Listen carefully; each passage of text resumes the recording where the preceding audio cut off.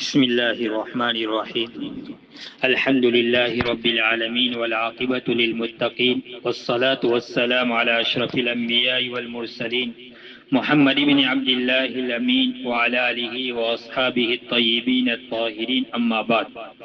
وقال تعالى: الذين قال لهم الناس إن الناس قد جمعوا لكم فاخشوهم فزادهم إيمانا وقالوا حسبنا الله ونعم الوكيل فانقلبوا بنعمة من الله وفضل لم يمسسهم سوء واتبعوا رضوان الله والله ذو فضل عظيم. صدق اللہ العظیم. ہمارے سامنے یقین اور توکل کا باب چل رہا ہے، اور یقین کے متعلق ایک آیت کریمہ کا مطلب کل ہوا تھا. دوسری آیت کریمہ جو ہمارے سامنے ہے، جو ابھی تلاوت کی گئی، اس آیت کریمہ کے اندر غزوہ احد کی طرف اشارہ ہے. غزوہ احد کے اندر میں مسلمانوں کو شکست اور مشرکین مکہ کو کامیابی نصیب ہوئی تھی. ان کو کامیاب ہو گئے اور مسلمان شکست ہو گئے. تو اس موقع پر مشرکین مکہ کا سردار ابو سفیان، اس نے نبی اکرم صلی اللہ علیہ وسلم سے یہ کہا تھا کہ آئندہ سال مقام بدر میں موسم میں ہمارا مقابلہ ہوگا. نبی اکرم صلی اللہ علیہ وسلم نے اس کو منظور کر لیا، اور آپ علیہ الصلوۃ والسلام نے صحابہ کو اس کی تیاری کا حکم بھی دے دیا. اب جب دوسرا سال آیا موسم کا، اس وقت نبی اکرم صلی اللہ علیہ وسلم تو صحابہ کے ساتھ تیاری کر ہی رہے تھے، اور ادھر مکہ کے اندر میں مشرکین مکہ ابو سفیان وغیرہ وہ بھی پرجوش تیاری میں لگ گئے، اور 2000 کا لشکر تیار کر کے گھوڑ سوار اور تلوار اور نیزے وغیرہ لے کر نکل گئے. یہ لوگ راستے میں پہنچے مقام مروز زہران پر، وہاں آ کر رک گئے. اللہ تبارک و تعالیٰ نے ان کے دل میں ایسا خوف اور ایسی ہیبت اور ایسا ڈر ڈال دیا کہ ان کی ہمت ہی نہ ہوئی آگے بڑھنے کی. اب یہ لوگ تدبیر کرنے لگے کہ کوئی ایسی صورت نکل آئے کہ ہم نہ جائیں اور ہمارے اوپر کوئی الزام بھی نہ آئے، تو ہم کوئی ایسی تدبیر کریں کہ ہم بچ جائیں اور مسلمانوں کے اوپر سارا الزام آ جائے اور ہمارے اوپر کوئی الزام نہ آئے. فرمایا کہ اس وقت قبیلہ اشجع کا ایک آدمی نعیم بن اشجعی، وہ عمرہ کے لیے مکۃ المکرمہ گیا ہوا تھا. جب وہ وہاں سے واپس ہونے لگا تو اس وقت ابو سفیان کے ساتھ ان کی ملاقات ہوئی. تو ابو سفیان نے کہا کہ ہم نے پچھلے سال وعدہ کیا تھا محمد کے ساتھ، اور اگر ہم وعدے کے مطابق نہ جائے تو ہمارے اوپر بہت بڑا الزام آئے گا، اور ہمیں یوں کہیں گے کہ یہ لوگ بزدل ہے، پست ہمت ہے وغیرہ وغیرہ. تو آپ کوئی ایسی تدبیر کریں کہ ہمارے اوپر الزام بھی نہ آئے، ہمارے اوپر تہمت بھی نہ آئے اور ہم بچ جائے. تو انہوں نے، ابو سفیان نے نعیم بن اشجعی کو یہ کہا کہ ہم آپ کو 10 اونٹ دیں گے. آپ کو مدینہ جا کر محمد سے اس طرح باتیں کرنی ہے کہ مکہ والے بہت بڑے لشکر لے کر تیار ہو کر نکل پڑے ہیں، ان کے پاس گھوڑ سوار وغیرہ ہے، اور انہیں اب ڈرائے. اس طرح کی باتیں ابو سفیان نے نعیم بن اشجعی کو یہ باتیں کہی. نعیم بن اشجعی یہ تیار ہو گئے. اب یہ مکہ سے روانہ ہو کر مدینہ آئے اور نبی اکرم صلی اللہ علیہ وسلم کے صحابہ سے کہنے لگے کہ میں تو مکہ سے آ رہا ہوں، وہ تو بہت بڑا لشکر لے کر نکل پڑے ہیں، ان کے پاس تو گھوڑ سوار ہے، اور پچھلے سال آپ کو احد کے اندر میں آپ کو شکست بھی ہوئی ہے، آپ کو نقصان بھی ہوا ہے، تو آپ مکہ سے، آپ مدینہ سے باہر نہ نکلے. انہوں نے اس طرح کی باتیں کہی صحابہ سے. تو اللہ تبارک و تعالیٰ اس آیت کریمہ میں فرماتے ہیں کہ جب اس شخص ابو نعیم بن اشجعی نے یہ باتیں صحابہ کے سامنے کہی تو اللہ تبارک و تعالیٰ فرماتے کہ صحابہ کے ایمان میں اضافہ ہو گیا. فرماتے ہم تو بالکل تیار ہیں اور ہم تو بالکل نکلیں گے۔ جب اس نے دیکھا کہ یہ تو قبول کرنے کے لیے بالکل تیار نہیں ہے تو یہ نبی اکرم صلی اللہ علیہ وسلم کے پاس گیا اور اس نے کہا کہ میں مکہ سے آ رہا ہوں اور بہت بڑا لشکر آپ کے مقابلے کے لیے نکل کھڑا ہے، اور آپ کو پچھلے سال غزوہ احد میں آپ کو تکلیف پہنچائی اور آپ کو شکست ہوئی اور 70 صحابہ یعنی 70 صحابہ شہید ہو چکے اور آپ کا بہت بڑا نقصان ہوا ہے، آپ نہ نکلے۔ نبی اکرم صلی اللہ علیہ وسلم نے نعیم کو یہ جواب دیا کہ اگر صحابہ نبی نکلے تو میں اکیلا نکلوں گا اور ان کے ساتھ میں لڑائی کروں گا، ان کے ساتھ میں جہاد کروں گا، اس لیے کہ انہوں نے پچھلے سال یہ وعدہ کیا تھا میرے ساتھ یہ کہ ہمارا مقابلہ ہوگا، اور یہ اس لیے کہ یہ موسم کا سال ہے اور قحط کا سال ہے اور ہمارے پاس کوئی فراوانی بھی نہیں ہے اور ہم جائیں گے تو ہم شکست کھا جائیں گے۔ تو یہ کم ہمت اور بزدل انہوں نے اس طرح چالیں چلی، تو فرماتے ہیں کہ نبی اکرم صلی اللہ علیہ وسلم نے ان سے کہا تھا کہ اگر صحابہ نبی آئے تو میں اکیلا جاؤں گا اور اکیلا میں ان کے ساتھ کفار مشرکین کے ساتھ اکیلا میں جہاد کروں گا۔ تو اسی کو اس آیت کریمہ کے اندر میں اللہ تبارک و تعالیٰ فرماتے ہیں کہ جب ان کے سامنے اس طرح کا تذکرہ کیا گیا تو وہ کم ہمت نہیں ہوئے، وہ بزدل نہیں بنے، وہ گھبرائے نہیں، بلکہ ان کے ایمان میں اضافہ ہو گیا۔ واقعتاً آج کے اس دور کے اندر میں ہم غزہ اور فلسطین کے ان مجاہدین کو اور ان معصوم بچوں کو دیکھتے ہیں، ان کا ایمان صحابہ والا ایمان نظر آتا ہے کہ اتنے حالات ہونے کے باوجود ان کی پیشانی سے خون نکل رہا ہے، ان کو پاؤں سے معذور ہو چکے ہیں، ایک ایک پاؤں ہر ہاتھ سے معذور ہو چکے ہیں، لیکن کوئی شکوہ نہیں، کوئی شکایت نہیں، اور ان کی زبان سے ایک ہی لفظ نکل رہا ہے جو صحابہ کی زبان پر تھا، حسبنا اللہ ونعم الوکیل، کہ ہمیں اللہ کافی ہے اور وہ بہترین کارساز ہے۔ تو اس آیت میں اسی کی طرف اشارہ ہے، فرماتے ہیں الذین قال لهم الناس، کہ ان لوگوں نے یعنی نعیم وغیرہ نے جب صحابہ سے کہا ان الناس قد جمعوا لکم، کہ مشرکین مکہ نے تمہارے لیے لشکر کو تیار کر رکھا ہے، فخشوہم، آپ ان سے ڈریے اور آپ نہ نکلیے، تو فرماتے فزادہم ایمانا، اللہ فرماتے ان کے ایمان میں اضافہ ہو گیا، وقالوا، اور صحابہ کہنے لگے حسبنا اللہ ونعم الوکیل، ہمیں اللہ کافی ہے اور وہ بہترین کارساز ہے۔ جب اللہ نے حکم دیا ہے تو اللہ ہماری مدد فرمائے گا، وہ ہمیں شکست نہیں کھلائے گا، وہ ہمیں شکست نہیں دے گا، لہذا ہم تو نکل کر رہیں گے۔ تو اسی کی طرف اشارہ ہے، چونکہ یہ باب قائم ہی کیا ہے باب فی الیقین والتوکل، یقین اور توکل کے متعلق، کہ ان کا یقین دیکھیے، ان کا بھروسہ دیکھیے اللہ تبارک و تعالیٰ کی ذات کے اوپر۔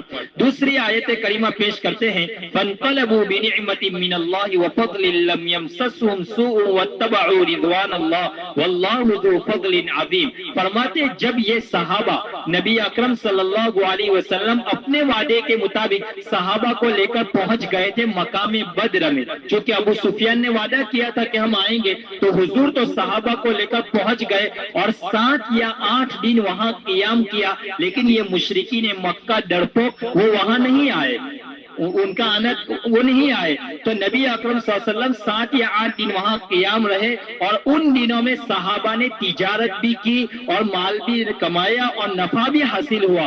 فرماتے ہیں یہ لوگ وہاں گئے تو فانقلبوا، جب یہ لوگ واپس لوٹے بنعمت من اللہ، اللہ کی نعمت و فضل اور اس کا فضل لے کر واپس لوٹے، اللہ تبارک و تعالیٰ کی نعمت خوشنودی لے کر واپس لوٹے، کہ صحابہ نے دیکھا، حضور نے دیکھا کہ 7-8 دن ہو گئے اور ابو سفیان نے جو وعدہ کیا تھا اپنے لشکر کو لے کر آنے کا وہ نہیں آئے، تو 7 دن کے بعد واپس یہ لوگ صحابہ مدینہ واپس تشریف لے آئے۔ فرماتے ہیں لم یمسسہم سوء، ان کو کوئی گزن اور کوئی تکلیف بھی نہیں پہنچی، واتبعوا رضوان اللہ، اور یہ اللہ کا فضل لے کر واپس لوٹے، واللہ ذو فضل عظیم، اللہ بڑا فضل والا ہے۔ آگے کی آیت میں فرماتے ہیں وَتَوَكَّلْ عَلَى الْحَيِّ الَّذِي لَا يَمُوتُ وَقَالَ تَعَالَى وَعَلَى اللَّهِ فَلْيَتَوَكَّلِ الْمُتَوَكِّلُونَ۔ اب شروع میں جو 2-3 آیت گزری اس کے اندر میں یقین کو بیان کیا، اب یہ 2-3 آیت ایسی بیان کریں گے جس میں اللہ تبارک و تعالیٰ توکل کا ذکر کرتے ہیں کہ اللہ کی ذات کے اوپر توکل کیسا ہونا چاہیے۔ فرماتے ہیں اور آپ بھروسہ کیجئے اس ذات کے اوپر جو زندہ ہے، جس کو کبھی موت آنے والے نہیں ہے۔ دوسری آیت میں فرماتے ہیں وَعَلَى اللَّهِ فَلْيَتَوَكَّلِ الْمُتَوَكِّلُونَ، اللہ مومنوں کو اللہ ہی پر بھروسہ کرنا چاہیے۔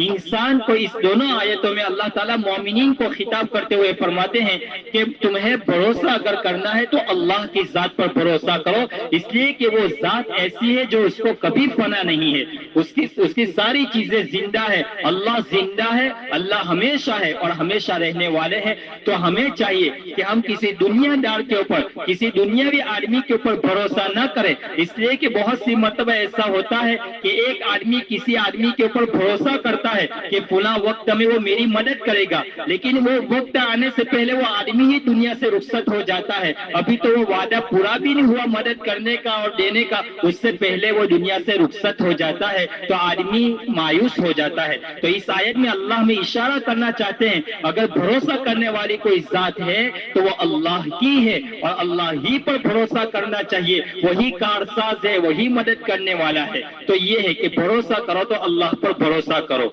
आगे एक आखिरी आयत बयान फरमा रहे हैं, वक़ाल तआला फ़इज़ा अज़म्त फ़तवक्कल अलल्लाह, फरमाते हैं ये चौथे पारे के आयत का एक टुकड़ा है कि जब तुमने इरादा कर लिया, अज़्म कर लिया, फ़इज़ा अज़म्त, तो फिर आप अल्लाह ही के ऊपर भरोसा करो। इससे पहले फ़इज़ा अज़म्त से पहले एक आयत है जिसके अंदर में अल्लाह तबारक व तआला ने नबी अकरम सल्लल्लाहु अलैहि वसल्लम को मशवरा करने का हुक्म दिया कि तुम सहाबा से मशवरा करो, वशाविरहुम फिल अम्र फ़इज़ा अज़म्त फ़तवक्कल अलल्लाह। तो अल्लाह तबारक व तआला, ऐसा हुआ था कि गज़वा उहुद के वक्त सहाबा को जो शिकस्त हुई, नबी अकरम सल्लल्लाहु अलैहि वसल्लम ने सहाबा को पहले मशवरा किया जब गज़वा उहुद पेश आया कि हमें अंदर रहकर मुकाबला करना है या बाहर निकल मुकाबला करना है। तो नौजवान सहाबा जो थे जिनके अंदर में जोश था, तो इन्होंने फौरन कहा, अरे नहीं, हम तो मदीना से बाहर निकलकर मुकाबला करेंगे। हालांकि नबी अकरम सल्लल्लाहु अलैहि वसल्लम का मंशा ये था कि हम अंदर रहकर मुकाबला करेंगे, लेकिन सहाबा ने मशवरा दिया कि हम बाहर निकल मुकाबला करेंगे। नबी अकरम सल्लल्लाहु अलैहि वसल्लम आप अपने घर में तशरीफ ले गए, अपने कमरे में जीरा पहनने के लिए। तो बड़ी उम्र के जो सहाबा थे, इन्होंने इन सहाबा को कहा कि तुम कैसे लोग हो, नबी का मंशा देखो कि नबी क्या चाहते हैं। नबी का मंशा ये कि अंदर रहकर मुकाबला किया जाए, और तुम ये नबी को राय दे रहे हैं और मशवरा दे रहे हैं कि बाहर निकलकर मुकाबला करेंगे। जब नबी अकरम सल्लल्लाहु अलैहि वसल्लम जीरा पहनकर बाहर आए तो उन सहाबा ने कहा, अल्लाह के रसूल, हमारा मंशा भी यही है जो आपका मंशा है कि हम अंदर रहकर मुकाबला करें। उस वक्त अल्लाह के हबीब ने फरमाया कि इस वक्त आयत उतरी, फ़इज़ा अज़म्त फ़तवक्कल अलल्लाह। अब एक नबी ने जीरा पहन ली है, अब वो उतार नहीं सकता। अब जब इरादा कर लिया है तो अब मजबूती के साथ निकल जाओ, अल्लाह की जात के ऊपर भरोसा करो। फ़इज़ा अज़म्त फ़तवक्कल अलल्लाह। उसके बाद इस गज़वा उहुद में सहाबा को शिकस्त हुई, 70 सहाबा शहीद हो गए, 70 सहाबा ये हुआ था। तो ये इसी की तरफ इशारा है कि एक मर्तबा जब आपने इरादा कर लिया है तो अब भरोसा अगर करना है तो अल्लाह की जात के ऊपर भरोसा करना चाहिए। फ़इज़ा अज़म्त फ़तवक्कल अलल्लाह वल आयातु फिल अम्रि बित्तवक्कुल कसीरतुन मालूमतुन। फरमाते हैं तवक्कुल के मुतालिक बहुत सारी आयतें हैं। वक़ाल तआला वमन यतवक्कल अलल्लाहि फहुव हस्बुह। जो शख्स अल्लाह पर भरोसा करता है तो अल्लाह उसको काफी हो जाता है। वक़ाल तआला इन्नमल मुमिनून अल्लज़ीना इज़ा ज़ुकिरल्लाहु वजिलत क़ुलूबुहुम व इज़ा तुलियत अलैहिम आयातुहु ज़ादतहुम ईमानन व अला रब्बिहिम यतवक्कलून।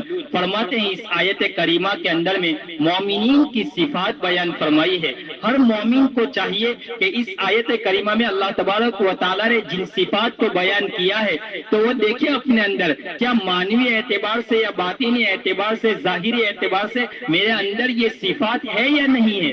अगर है तो इसके ऊपर अल्लाह का शुक्र अदा करे, और अगर नहीं है तो इसके हुसूल, उसका हासिल करने की कोशिश करनी चाहिए। वो सिफात क्या है जो इस आयत करीमा में अल्लाह तबारक व तआला ने बयान फरमाई। फरमाते हैं इन्नमल मुमिनून अल्लज़ीना इज़ा ज़ुकिरल्लाहु वजिलत क़ुलूबुहुम, कि मोमिनीन तो वो है कि जब उनके सामने अल्लाह का जिक्र किया जाता है, वजिलत क़ुलूबुहुम, तो उनके दिल डर जाते हैं, सहम जाते हैं। ये है कि जब भी इंसान के सामने अल्लाह का कलाम सुनाया जाए, अल्लाह کا ذکر کیا جائے تو ان کی دل کی کیفیت کیسے ہوتی ہے. تو یہ آدمی دیکھے کہ میرے دل کی کیفیت کیسی ہوتی ہے. الا بذکر اللہ تطمئن القلوب. دوسری جگہ پر فرمایا وبشر المخبتین الذین اذا ذکر اللہ وجلت قلوبہم، کہ مومنین کے خوشخبری ہے ان مومنین کے لیے کہ جن کے سامنے اللہ کا ذکر کیا جاتا ہے اور ان کے دل سہم جاتے ہیں، ڈر جاتے ہیں. یہ ہے تو ایک صفت تو یہ ہے.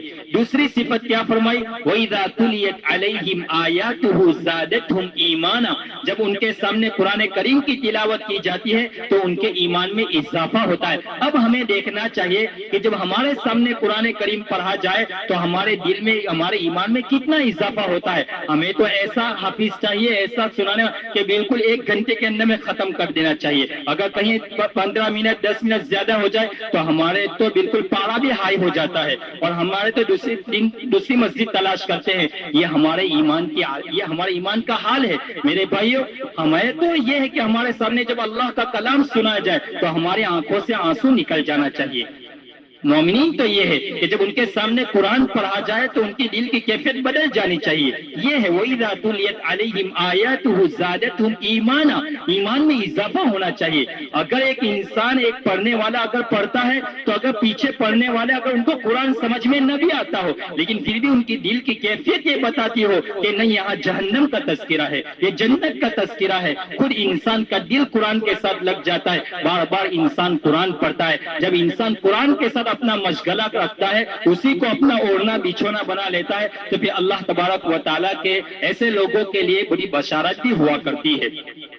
فرماتے تیسری خصوصیت، تیسری صفت وَعَلَىٰ رَبِّهِمْ يَتَوَكَّلُونَ، کہ ایسے مومنین کے لیے جو اپنے رب کے اوپر بھروسہ کرتے ہیں. تو یہ 3 صفات اس آیت کریمہ کے اندر میں بیان فرمائی کہ ایک تو یہ ہے کہ جب ان کے سامنے اللہ کا ذکر کیا جائے تو ان کے دل کیا ہو جاتے ہیں، سہم جاتے ہیں، ڈر جاتے ہیں، کانپ اٹھتے ہیں. دوسری صفت کہ ان کے سامنے قرآن کی تلاوت کی جاتی ہے تو ایمان میں اضافہ ہوتا ہے. ہم اپنا جائزہ لیں. اور تیسری صفت کہ اللہ کے اوپر بھروسہ کرتے، ہمارے اوپر حالات آتے ہیں، ہمارے اوپر کوئی پریشانی آتی ہے تو اللہ کی ذات کے اوپر ہمارا کتنا توکل ہوتا ہے، کتنا بھروسہ ہوتا ہے. ہمیں ان صفات کا، اپنی کیفیت کا جائزہ لینا چاہیے کہ ہمارے اس کے اوپر کتنا عمل ہے. اگر اس کے اوپر ہمارا عمل ہے تو اللہ کا شکر ادا کرے، اگر عمل نہیں ہے تو پھر اس کے حاصل کرنے کی کوشش کرنی چاہیے. اب ایک روایت ہے اس کو میں پڑھ کر اس کا ترجمہ کر کے اس کا مطلب بیان کر دیتا ہوں.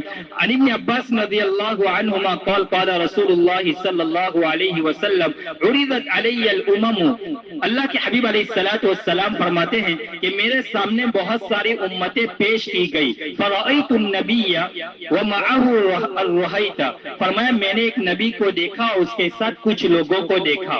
والنبی ومعه الرجل والرجلان، اور میں نے ایک دوسرے نبی کو دیکھا کہ اس کے ساتھ بھی چند لوگ تھے، 1-2 لوگ، چند لوگ تھے. والنبی لیس معه احد، اور ایسے نبی کو بھی میں نے دیکھا کہ اس کے ساتھ کوئی نہیں تھا. اذ رفع علی سواد عظیم، فرمایا اچانک میرے سامنے بہت بڑی جماعت پیش کی گئی. فظننت انہم امتی، تو میرے دل میں یہ خیال آیا، میں نے یہ گمان کیا کہ یہ میری امت ہے. فقیل لی، مجھے کہا گیا ھذا موسیٰ وقومہ، یہ موسیٰ اور اس کی قوم ہے. ولکن انظر الی الافق، فرمایا کہا گیا کہ آسمان کی طرف دیکھیے، آسمان کے کنارے کی طرف. فنظرت فاذا سواد عظیم، میں نے آسمان کی طرف دیکھا تو ایک بہت بڑی جماعت تھی. فقیل لی، مجھے کہا گیا انظر الی الافق الاخر، دوسرے کنارے کی طرف دیکھیے. فاذا سواد عظیم، وہاں دیکھا تو وہاں بھی بہت بڑی جماعت تھی. فقیل لی، مجھے کہا گیا ھذا امتک، یہ آپ کی امت ہے. ومعهم 70,000 يدخلون الجنة بغیر حساب ولا عذاب، فرمایا یہ آپ کی امت ہے اور ان کے ساتھ 70,000 ایسے افراد ہیں جو جنت میں داخل ہوں گے بغیر حساب اور بغیر عذاب کے. ثم نہض فدخل منزلہ، پھر نبی اکرم صلی اللہ علیہ وسلم مجلس سے اٹھے اور اپنے گھر میں تشریف لے گئے. فخاض الناس في اولئک الذین يدخلون الجنة بغیر حساب ولا عذاب، اب صحابہ آپس میں بحث مباحثہ کرنے لگے کہ یہ کون لوگ ہیں جو بغیر حساب و کتاب 70,000 جنت میں جائیں گے. فقال بعضهم، بعض صحابہ نے کہا فلعلهم الذين صحبوا رسول اللہ صلی اللہ علیہ وسلم، یہ وہ لوگ ہیں جنہوں نے نبی اکرم صلی اللہ علیہ وسلم کی صحبت اختیار کی. لیکن اس میں پھر کہنے لگے کہ کچھ زمانہ تو ان کا مشرکین شرک کی حالت میں گزرا ہے. وقال بعضهم، اور بعض نے کہا فلعلهم الذي ولدوا في الاسلام، یہ وہ لوگ ہیں جو پیدائشی مسلمان ہیں، جنہوں نے شرک کا زمانہ ہی نہیں دیکھا، مسلمان گھروں میں پیدا ہوئے، وہ 70,000 لوگ ہیں. فلم یشرکوا باللہ، انہوں نے اللہ کے ساتھ شرک نہیں کیا. وذکروا اشیاء، اور انہوں نے کچھ مختلف چیزیں اور ذکر کی. فخرج علیہم رسول اللہ صلی اللہ علیہ وسلم، اللہ کے رسول صلی اللہ علیہ وسلم اسی دوران ان کے سامنے تشریف لے آئے. فقال، اور فرمایا ما الذی تخوضون فیہ، کس چیز کے اندر میں تم بحث و مباحثہ کر رہے ہو، تم کیا بحث و کیا شور کر رہے ہو. فاخبروہ، صحابہ نے حضور کو فرمایا. فقال هم الذین لا یرقون ولا یسترقون ولا یتطیرون وعلی ربهم یتوکلون. تو حضور نے فرمایا یہ وہ لوگ ہیں جو تعویذ نہ کرتے ہیں نہ کراتے ہیں نہ بدشگونی کرتے ہیں، فرماتے اور اپنے رب کے اوپر بھروسہ کرتے ہیں. اب یہ کون لوگ ہیں؟ فرمایا جنت میں جو 70,000 لوگ داخل ہوں گے بغیر حساب کے، وہ ایسے ہوں گے جو نہ تعویذ کرتے ہیں نہ کراتے ہیں اور نہ بدشگونی نکالتے ہیں. اب اس میں محدثین اور شراح حدیث بیان کرتے ہیں کہ حضور علیہ الصلوۃ والسلام نے بھی تو جھاڑ پھونک کروایا تھا، آپ علیہ الصلوۃ والسلام نے بھی کروایا تھا، حدیث میں ہے. تو فرمایا ایسا جھاڑ پھونک ہونا چاہیے جو قرآن اور حدیث سے ہو. جو الفاظ سے کسی کو جھاڑ پھونک کرے، تعویذ کرے، تو وہ ایسے الفاظ کے جس کا قرآن اور حدیث میں ذکر ہو، قرآن اور حدیث کے الفاظ ہو جس کا مفہوم ہمیں سمجھ میں آتا ہو. ایسا نہ ہو کہ جو جنتر منتر ہو اور وہ سمجھ میں ہی نہ آتا ہو کہ یہ کیا بول رہا ہے، خود بولنے والے کو بھی سمجھ میں نہ آتا ہو، شرکی الفاظ ہو، تو ایسے الفاظ سے جھاڑ پھونک کرنا جائز نہیں ہے. تو قرآن اور حدیث سے ہو تو ایسے کرنا، اس طرح کرنا جائز ہے. اگرچہ بعض لوگوں نے یہ بھی کہا ہے کہ جنہوں نے زندگی میں ایک مرتبہ بھی جھاڑ پھونک نہ کروایا وہ لوگ اس حدیث میں اور اس بشارت میں وہ لوگ شامل ہیں. بدشگونی کیا کہتے ہیں؟ بدشگونی کہتے ہیں کہ مشرکین مکہ کا یہ عقیدہ تھا کہ جب یہ لوگ کسی جگہ جاتے تھے تو پہلے دیکھتے تھے کہ پرندہ بائیں طرف اڑا ہے یا دائیں طرف اڑا ہے. اگر دائیں طرف اڑا ہے تو یہ لوگ اپنا سفر کرتے، اگر بائیں طرف اڑا ہے تو یہ لوگ سفر نہیں کرتے. اسی طرح یہ کعبۃ اللہ میں جاتے اور وہاں ایک تھیلی ہوتی تھی، اس تھیلی کے اندر میں کچھ روکا، کچھ پرچی وغیرہ ہوتی، اس پرچی کو نکالتے. اگر ان کے منشے کے مطابق وہ چیز نکلتی تو وہ لوگ سفر کرتے، اگر ان کے منشے کے مطابق وہ چیز نہ ہوتی تو وہ نہ نکلتے. اسی طرح وہ صبح کے اندر میں پرندہ ہوتا ہے، فرمایا وہ اگر بولتا ہے تو فرمایا وہ سفر نہیں کرتے. اسی طرح ہمارے معاشرے میں بھی ہے. ہمارے استاد نے جب اس حدیث کے اوپر مشکات شریف میں آئے تو فرمایا اطراف میں ہی وہ استاد ہے، فرمایا اس گاؤں کے اندر میں ایک آدمی ہے کہ جب بھی وہ سفر میں نکلتا ہے تو صبح میں 4 بجے نکل کر کھروڑ میں جا کر نماز پڑھتا ہے اور اس کے بعد وہ سفر کرتا ہے. فرمایا اگر وہ گاؤں میں سے نکلا اگر کوئی کہے کہ ابراہیم بھائی کہاں چاہیے تمہیں، تو کہا میں سفر بگڑی کیوں، تو واپس گھر پہ آتے ہیں. کہا اگر کوئی مجھے پوچھ لیتے تو میرا سفر ہی بگڑ جاتا ہے، اس لیے مجھے کوئی پوچھے. تو گاؤں والوں کو پتا چل گیا کہ یہ آدمی اس طرح وہمیلا اور اس طرح کا خیال کا ہے. تو چھوٹے چھوٹے بچے بھی جب بھی وہ گھر سے نکلتے ابراہیم بھائی کہاں چاہیے تو پاچھا گھر میں جانے ہوئی جائے. تو کل کا مجھے انکلیشور جانا ہو، مجھے کہیں جانا ہو تو 4 بجے وہ گھر چھوڑ دیتے ہیں اور کھروڑ میں جا کر وہ آرام کرتے ہیں اور وہاں نماز پڑھتے ہیں. تو یہ ہے، یہ غلط عقائد ہے. بہرحال تو یہ ہے وعلی ربہم یتوکلون، اور اپنی ذات کے اوپر بھروسہ کرتے ہیں. فقام عکاشہ بن محصن الاسدی، ایک صحابی کھڑے ہو گئے اور انہوں نے کہا ادعو اللہ، اللہ کے رسول آپ میرے لیے دعا فرما دیجئے، ان یجعلنی منہم، کہ میں ان میں سے ہو جاؤں. فقال، آپ نے فرمایا انت منہم، آپ اسی 70,000 میں آپ بھی شامل ہیں، آپ ان میں سے ہیں. ثم قام رجل آخر، پھر دوسرا آدمی کھڑا ہوا. فقال، اس نے کہا ادعو اللہ، اللہ کے رسول آپ دعا کر دیجئے، ان یجعلنی منہم، کہ اللہ مجھے ان میں سے بنا دے. فقال، آپ نے فرمایا سبق بہا عکاشہ، عکاشہ سبقت کر گیا.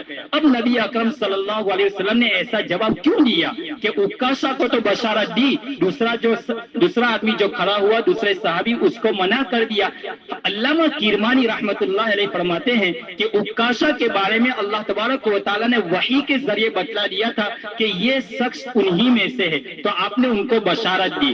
دوسرا جواب یہ ہے کہ نبی اکرم صلی اللہ علیہ وسلم نے ان کے اندر میں وہ صفات دیکھی جو ان میں وہ صفات ہونی چاہیے تھی، اور آپ نے دوسرے صحابی میں وہ صفات نہ دیکھی تو آپ نے عکاشہ کو بشارت دی اور اس کو بشارت نہ دی۔ تیسرا جواب یہ ہے کہ نبی اکرم صلی اللہ علیہ وسلم نے یہ سمجھا کہ اگر میں عکاشہ کو بشارت دی، اگر دوسرے صحابی کو بھی بشارت دوں گا تو ہر ایک کے بعد دیگر کھڑے ہوتے رہیں گے، تو اللہ تبارک و تعالیٰ نے پہلے سے آپ کو وحی کے ذریعے بتلا دیا کہ ایک آدمی کو آپ کو اختیار ہے بشارت دینے کا، تو عکاشہ کھڑے ہو گئے اور انہوں نے کہا اللہ کے رسول آپ میرے لیے دعا کر دیجئے کہ ان 70,000 جو بغیر حساب و کتاب کے جنت میں داخل ہوں گے مجھے ان میں سے بنا دے۔ تو اللہ کے رسول نے وہ اختیار عکاشہ کو دے دیا اور ان کو بشارت سنا دی۔ اللہ تبارک و تعالیٰ ان کہی سنی باتوں کے اوپر مجھے اور آپ کو عمل کرنے والا بنائے۔ اللہ تعالیٰ بغیر حساب و کتاب ہم سب کو اس زمرے میں شامل فرما دے اور بغیر حساب و کتاب اللہ تعالیٰ جنت میں داخلہ نصیب فرما دے۔ وآخر دعوانا الحمدللہ رب العالمین۔ بسم الله الرحمن الرحيم اللهم لك الحمد كله ولك الشكر كله ولك الخلق كله بيدك الخير كله إنك على كل شيء قدير اللهم لا أحصي ثناء عليك أنت كما أثنيت على نفسك اللهم صل وسلم على سيدنا محمد وعلى آل سيدنا محمد وبارك وسلم اللهم صل على سيدنا محمد صلاة تنجينا بها من جميع الأهوال والآفات وتقضي لنا بها جميع الحاجات وتطهرنا بها من جميع السيئات وترفعنا بها عندك أعلى الدرجات وتبلغنا بها أقصى الغايات من جميع الخيرات في الحياة وبعد الممات إنك على كل شيء قدير اللهم إنك عفو كريم تحب العفو فاعف عنا يا كريم اللهم إنا نسألك الهدى والتقى والعفاف والغنى اللهم حبب إلينا الإيمان وزينه في قلوبنا وكره إلينا الكفر والفسوق والعصيان واجعلنا من الراشدين اللهم إنا نعوذ بك من الفتن ما ظهر منها وما بطن اللهم إنا نعوذ بك من الفتن ما ظهر منها وما بطن اللهم إنا نعوذ بك من يوم السوء ومن ليلة السوء ومن ساعة السوء ومن صاحب السوء ومن جار السوء في دار المقامة اللهم إنا نعوذ بك من عذاب القبر ونعوذ بك من عذاب جهنم ونعوذ بك من فتنة المحيا والممات ونعوذ بك من شر فتنة المسيح الدجال اللهم إنا نعوذ بك من المأثم والمغرم اللهم إنا نسألك نفسا مطمئنة تؤمن بلقائك وترضى بقضائك وتقنع بعطائك اللهم إنا نسألك عيشة نكية وميتة سوية ومردا غير مخز ولا فازح یا اللہ ہمارے گناہوں کو معاف فرما خطاؤں سے درگزر فرما سیئات کو حسنات سے مبدل فرما پیارے اللہ رات کے اندھیری میں دین کے اجالوں میں اللہ بہت گناہ کیے ہیں جلوتوں میں گناہ کیے ہیں خلوتوں میں گناہ کیے ہیں تیری نہ سونے والی آنکھوں نے ہمارے گناہوں کو دیکھا ہے تیری نعمتیں کھا کر تیری ناشکری کرتے رہے تیری نعمتیں کھا کر تیرے ساتھ بغاوت کرتے رہے اللہ بنی اسرائیل نے آپ کی نافرمانی کی آپ نے ان کے اوپر طرح طرح کے عذابوں کو مسلط کر دیا لیکن میرے مولا یہ تیرے لاد نبی کی امت ہے یہ اللہ تیرے لاد نبی کی دعا ہے کہ یہ امت تیری نعمتیں کھا کر تیری بغاوت کرتے رہے تو اپنا فضل و کرم فرماتا رہا رب کریم آپ ہمیں معاف فرما دیجئے اپنے شکر گزار بندوں میں شامل فرما دیجئے اپنے نیک بندوں میں شامل فرما دیجئے رحم و کرم کا معاملہ فرما دیجئے عافیت کا معاملہ فرما دیجئے اس پورے مجمع کو قبول فرما دیجئے اللہ یہ پورے مجمع کو قبول فرما دیجئے اللہ یہ روزے کی حالت میں عبادت کرتے ہوئے یہ تیرے اور تیرے نبی کی بات سننے کے لیے بیٹھا ہے رب کریم انہیں کبھی ضائع نہ فرما دیجئے انہیں قبول فرما دیجئے اللہ ان کی قسمت کو جگا دیجئے اللہ انہیں ہر مقصد میں کامیابی نصیب فرما دیجئے ہم سب کے اپنے شان ربوبیت سے تربیت فرما دیجئے ہم سب کی ضرورتوں کو آپ اپنے خزانہ غیب سے پوری فرما دیجئے اپنی ذات کے علاوہ کسی کے سامنے ہمیں ہاتھ پھیلانے والا نہ بنا اللہ ہماری ہر بری بیماری سے ہر برائی سے ہر بیماری سے ہماری حفاظت فرما اللہ عافیت والی زندگی ہم سب کو نصیب فرما دیجئے امت کو عافیت والی زندگی نصیب فرما دیجئے اللہ ہم سب توبہ کرتے ہیں ہم سب توبہ کرتے ہیں اللہ ہم امت کی طرف سے بھی توبہ کرتے ہیں ہم اپنے गुनाहों का भी इकरार करते हैं और सच्ची पक्की तौबा करते हैं, रब्बे करीम आप माफ फरमा दीजिए, अल्लाह माफ फरमा दीजिए। अल्लाह सच्चे दिल के साथ इकरार कर रहे हैं, मेरे मालिक आप माफ फरमा दीजिए, अल्लाह माफ फरमा दीजिए। एक बंदा अल्लाह, एक बंदा अल्लाह जब मांगता मांगता मस्जिद के दरवाजे पर पहुंच गया, नाबीना था, वो मांग रहा था, बहुत देर हो गई, कोई आवाज ना आई, तो वो कहने लगा ये कैसा बखील का घर है कि कब से पुकार रहा हूँ और कोई आवाज नहीं आ रही है। जब उस किसी ने कहा बाबू ये तो मस्जिद है, तो उसने अपना कशकोल डाल दिया और तेरे दर के ऊपर गिर गया और यूं कहने लगा कि जब मालिक का दर मिल गया अब किसी दर की जरूरत नहीं है। मौला हम तेरे दर के ऊपर आए हुए हैं, अपने हाथ को फैलाए हुए हैं। अल्लाह इतना बड़ा मजमा रब्बे करीम आप कबूल फरमा लीजिए, इनके उठे हुए झोली को भर दीजिए। ए अल्लाह हम सबको नवाज दीजिए, उम्मत की बिगड़ी हुई बना दीजिए, उम्मत के हाल पर रहम करम का मामला फरमा दीजिए। अल्लाह एक मासूम बच्चा जब गंदगी के अंदर में गिरता है, रोता हुआ आता है, माँ इसको नहलाती है, अपनी गोद में उठा लेती है, इसको बोसा देती है। अल्लाह हम गुनाहों के अंदर में लोटपोट हो चुके हैं, रब्बे करीम हम अपने गुनाहों का बोझ लेकर आपके दरबार में हाजिर हुए हैं, आप माफ फरमा दीजिए। अल्लाह आप तो बहुत ज्यादा प्यार करने वाले, रहम करने वाले हैं। अल्लाह हमें बुरे दिन न दिखलाइए, बुरे हालात न दिखलाइए, इस गांव के अंदर में अमन और अमान पैदा फरमा दीजिए, आपस में इत्तेहाद और इत्तेफाक पैदा फरमा दीजिए, बुरे हालात से हिफाजत फरमा दीजिए, अपना खुसूसी फजल फरमा दीजिए, अपनी खुसूसी रहमत नाजिल फरमा दीजिए, इस मजमे के ऊपर अपनी रहमत नाजिल फरमा दीजिए, इस मजमे को कबूल फरमा लीजिए, इस मजमे को नवाज दीजिए। अल्लाह खुसूसन तेरे फलस्तीन और गज्जा के बंदों के ऊपर रहम करम का मामला फरमा दीजिए। अल्लाह उनके ऊपर मुसल्लत किए हुए इन जालिमों को खत्म कर दीजिए। अल्लाह ये इनके ऊपर जो मुसल्लत हुए हैं रब्बे करीम इनके नापाक वजूद से अपनी पाक जमीन को पाक कर दीजिए, इनके नापाक वजूद को खत्म कर दीजिए। अल्लाह इन फलस्तीन को अल्लाह इन्हें फतह नसीब फरमा, इन हमास के मुजाहिदीन को फतह नसीब फरमा दीजिए। अल्लाह उन्हें कामयाबी नसीब फरमा दीजिए, उनकी बहादुरी में इजाफा फरमा, उनकी ताकत में इजाफा फरमा। ए प्यारे अल्लाह उनको हिम्मत और हौसला अता फरमा। अल्लाह खाने पीने की जितनी जरूरियात की चीजें अल्लाह वो सारी जरूरियात इन्हें मुहैया फरमा दीजिए। अल्लाह उन्हें अमन अमान पैदा फरमा। अल्लाह मस्जिद अक्सा की हिफाजत फरमा, हरमैन शरीफैन की हिफाजत फरमा। अल्लाह मस्जिद अक्सा के नीचे अल्लाह तेरे कई बंदे सोए हुए हैं, अल्लाह कई नबी है, अल्लाह अंबिया का मदफन और मस्कन रहा है। मेरा अल्लाह उस सरजमीन की हिफाजत फरमा लीजिए, उस सरजमीन की हिफाजत फरमा लीजिए। ए मेरे मौला हरमैन शरीफैन की हिफाजत फरमा, अल्लाह वहाँ की ज़ियारत नसीब फरमा, अल्लाह वहाँ जीना, वहाँ रहना, वहाँ मरना मुकद्दर फरमा और क़यामत के दिन अपने नबी के हाथ से हौज़े कौसर से जामे कौसर नसीब फरमा।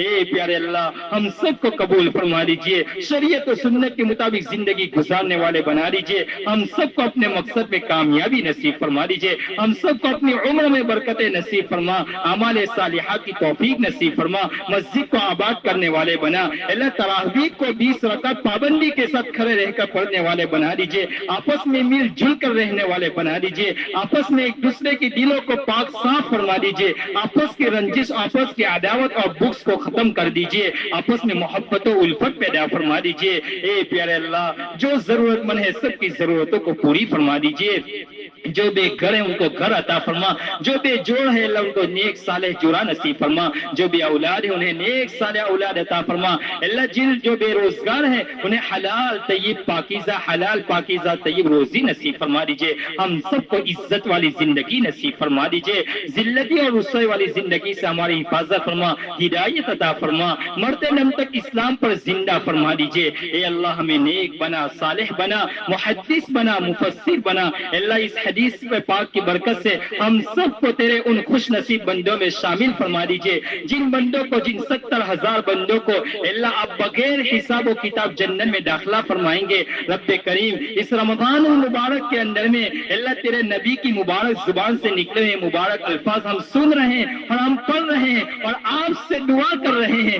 अल्लाह इस रमजान मुबारक का महीने का वास्ता तेरी शान अब्दियत का, तेरी शान रहमान और रहीम का अल्लाह वास्ता मेरे مولا ہمیں ان 70,000 بندوں میں ہمارا بھی شمار فرما دیجئے اور ہم سب کو بغیر حساب و کتاب جنت میں داخلہ نصیب فرما دیجئے۔ میرے مالک اگر تو حساب لینے آیا تو اللہ ہم تو ختم ہی ہو جائیں گے، ہم تو حساب بھی نہیں پائیں گے، ہمارے پاس تو کوئی ایسا عمل نہیں ہے جو تیرے دربار میں پیش کرنے کے قابل ہو، ہماری تو پوری زندگی ریاکاری سے بھری ہوئی ہے۔ مولا معاف فرما دیجئے، اخلاص و للہیت والی زندگی نصیب فرما، تیرا خوف و تیری خشیت نصیب فرما، تیرا ڈر نصیب فرما۔ اے اللہ سب سے راضی ہو جائیے، ہم سب سے آپ راضی ہو جائیے اور ہمیں آپ سے راضی کر دیجئے۔ پیارے اللہ آپ ہم سے راضی ہو جائیے، اللہ آپ ہم سے راضی ہو جائیے اور ہم سب کو ایسا بنا دیجئے جیسا آپ ہمیں دیکھنا چاہتے ہیں۔ مولا آپ جیسا آپ ہمیں دیکھنا چاہتے ہیں ہمیں ایسا بنا دیجئے کہ ہاں آپ ہمیں دیکھ کر خوش ہو جائے۔ میرے مولا ہم سب کو اپنے والدین کا موتی اور فرما بردار بنا دیجئے،